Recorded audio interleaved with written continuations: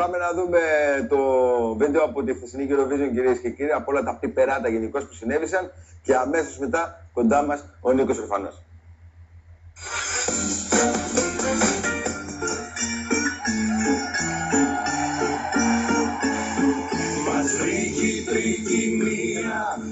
Μπορεί να μας έβγαλε την ψυχή η πίετρα, αλλά εν τέλει δικαιώθηκε η Ελλάδα και πήρε το πολυπόθητο εισιτήριο για το φιλικό του Σαββάτου.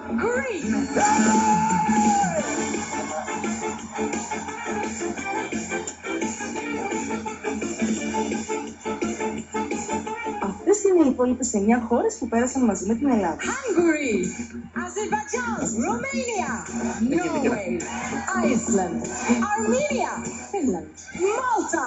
Ας πάρουμε τα πράγματα όμως από την αρχή, κρίνοντας πάντα αντικειμενικά. Εμείς ήμασταν οι καλύτεροι συμμετοχοί.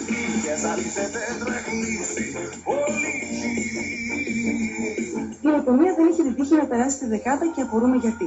Ντυμένος ζωζούσε μπουτζάκι του, που το πίστεψε ότι για μια στιγμή είναι μεγάλος ροκσταρ.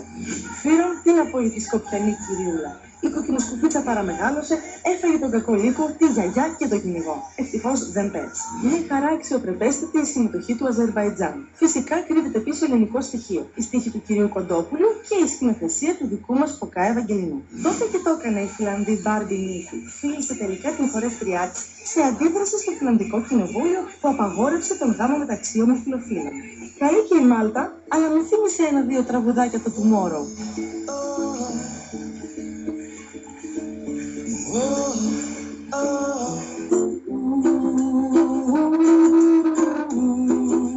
Η Βουλγαρία με τους ζουρνάδες και τα τύμπανα δεν τα κατάφερε. Δεν πειράζει όμως, εμείς θα βάλουμε το τραγουδάκι για ξυπνητήρι. Είμαι ζωντανός, λέει το τραγούδι, εμείς δεν το πολύ αντιληφθήκαμε. Με την Ισλανδία και το αντίγραφο του Κέτ Κομπέιν πήραμε τον πρώτο ύπνο μας. Δεν έχω τίποτα με τις τσουποτές κυρίες, αλλά έναν γκροσέ δεν είχαν οι Εβραίοι να τις φορέσουν τις καημένες. Δυστυχώς δεν θα την ξαναδούμε, για φέτος τουλάχιστον.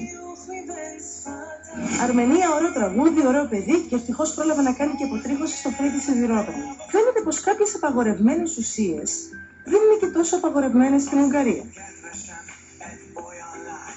Η Νορβηγία πήρε το εισιτήριο για το τελικό του Σαββάτου, αλλά το μοναδικό πράγμα που παρατήρησα στη συμμετοχή ήταν η κρεπαρισμένη ψαροκόκαλο κλετσούδα της τραγουδίστριας. Στη Γεωργία αποκοιμήθηκα εντελώς. Είναι επίσημο, θα επαναλάβω τον ύπνο και το Σάββατο. Αλτσχάιμερ. Άνια. Οκ, κατάλαβα. Δεν πέρασε η Ελβετία. Κρίμα, ήταν ωραίο τραγούδι. Ο Καρπάθιος Ρουμάνος εμένα προσωπικά με εντυπωσίασε. Τι φλανά έχει αναβήσει τόσο δαιμόνιο.